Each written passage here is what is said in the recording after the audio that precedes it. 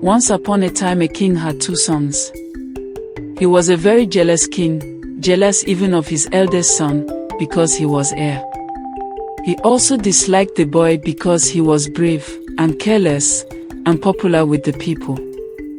This had a bad effect on the boy, who was inclined to defy his father, and to become reckless and adventurous.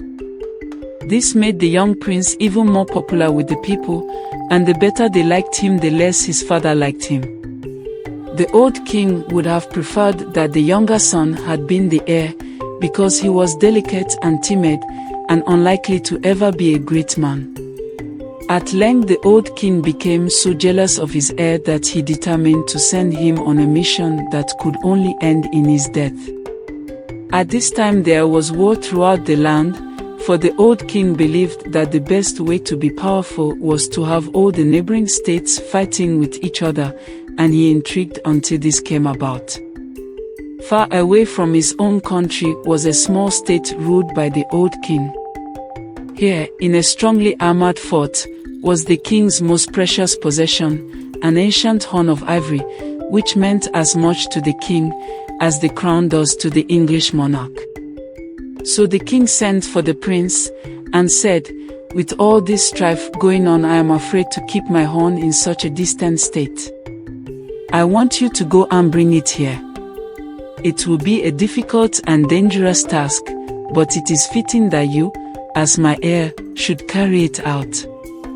If you are afraid, of course, I'll go myself."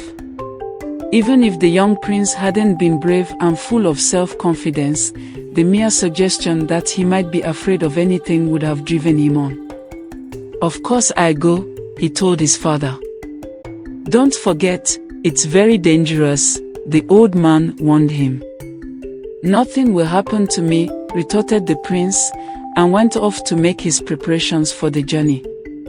Although the prince had no fears, the people had. Several wise old men tried to dissuade him, telling him that apart from all the dangers from savage animals and marauding soldiers, that the king was undoubtedly plotting against him. The prince was very angry at this, however, and it only made him more determined to get the horn. The only precaution he took was to go and talk to the oldest woman in the village before he set out. The old lady also warned him, and begged him to take her advice. "When you go to the stable tomorrow morning," she said, "you will find a white horse there. Take him, and take no other. Let the horse guide you. He will take you to a crossroads, and when you get there, use this." She handed the prince a white wand. "Hold it up and it will point the way, and follow whither it points." The prince humored the old lady by promising to do what she asked. "Is that all?" he inquired. The old lady shook her head. "No. Your father plans to kill you. At nightfall tomorrow night you will be offered shelter in a certain house, and at midnight it will be burned down. Tie your horse up well away from the house, and only pretend to sleep, and keep the wand in your hand." The prince was not inclined to take all this seriously, but he thanked the old lady and went home. Next morning, when he went to the stable, right enough, he found a beautiful white horse he had never seen before. The prince was very pleased with this and rode away on it, and because he didn't want to hurt the old woman's feelings, he was also careful to carry the wand. As he began to ride, he was surprised to find that the horse was indeed setting off in a very determined fashion, as if it knew every inch of the road, and so he let it have its way. At length it came to a crossroads and stopped. Out of curiosity, the prince held up the wand. It twisted in his hands as if it were alive, and pointed to a road going due west, so the prince followed this road. Just before the sun set, he came to a clearing where a number of houses were standing, and a group of people rushed out to greet him enthusiastically. By this time the prince had begun to believe that the old lady had told him the truth, so he left his horse some distance away, and went to bed with the wand in his hand. Despite the warning that the house would be set on fire, the prince slept, But after he had been asleep some time, he was awakened by the wand twisting around wildly, and he smelled smoke, so he got up and rushed out. From a safe distance he watched the house burn down, and then went to seek his horse, and spent the remainder of the night by its side. In the morning he heard a great hubbub in the village, so he mounted his horse and rode back. The people pretended to be delighted to hear that he had escaped, but the prince spoke little and went on his way. Later in the day they came to the banks of a stream, and the horse, as if sensing danger, refused to cross. But the prince decided that they must go on, so he flicked the horse with the wand, and it leapt the stream. The prince soon found that the area was infested by savage animals and reptiles, but no matter how savage the animals were, as soon as they caught sight of the wand in his hand, they turned tail and fled. At length he came upon a huge boa constrictor, coiled right in his path. The great snake saw the wand, and made no move to attack, but he gazed at the prince curiously, and then spoke. "Why do you come this way?" he asked. The prince explained that he had been sent on a mission by his father, and that he was determined to accomplish it. He told how the old woman had given him the wand, how she had prophesied that the house would be burned down, and how he would escape, and that he had done so.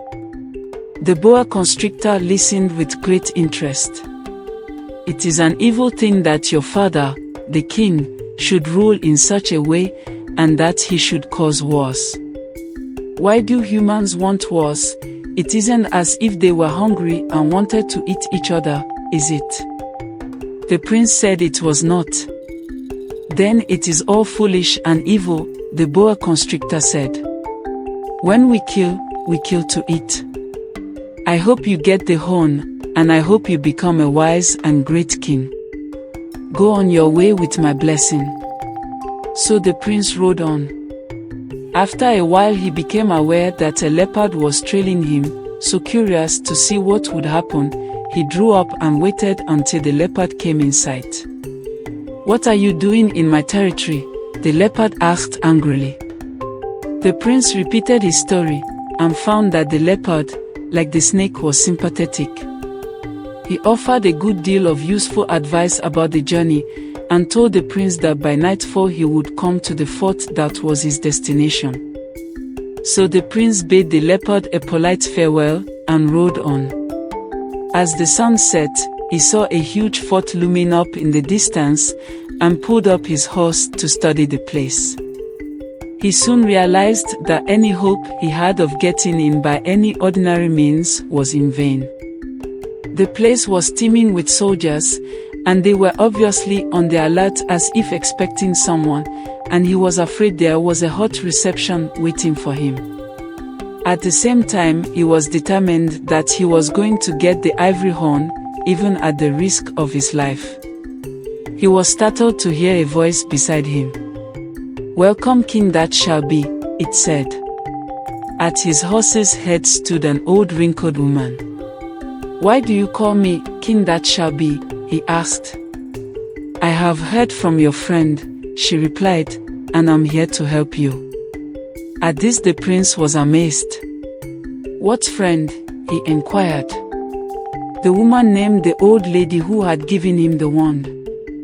"Tonight when they are asleep, you must follow me. Carry your wand, and I shall lead you to the place where the horn is." The prince agreed.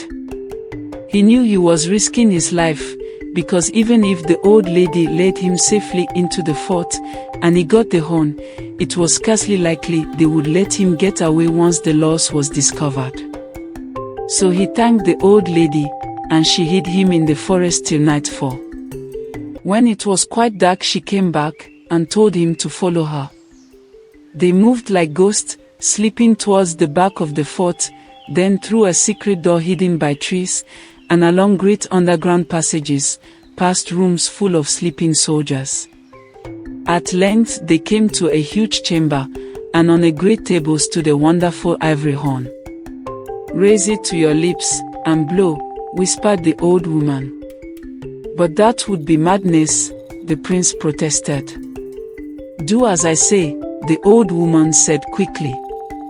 Deciding that this was the most insane thing he had ever done in his life, he raised the horn to his lips and blew. The sound seemed to hit the roof and run down all the corridors, echoing like the shouts of a multitude. From all over the fort came the soldiers, crowding into the room. Brave as he was, the prince gave himself up for lost, but he was amazed to see that the old woman by his side was smiling. "They won't hurt you now you have the horn," she said. "Listen." The soldiers were all shouting, "Long live the king." It was indeed true, for the old king had learned that the prince had escaped safely from the fire, and that he had not been molested by the animals, and that he had a magic wand, and he had been so incensed that he died of rage. Because the prince had been so brave, and because he held the horn which they all regarded with reverence and awe, the warring peoples allowed him to live in safety and make his way back to his own country without harm. And the prince became a very wise and generous king, and he conciliated all tribes, and there has been no war in all that country from that day to this.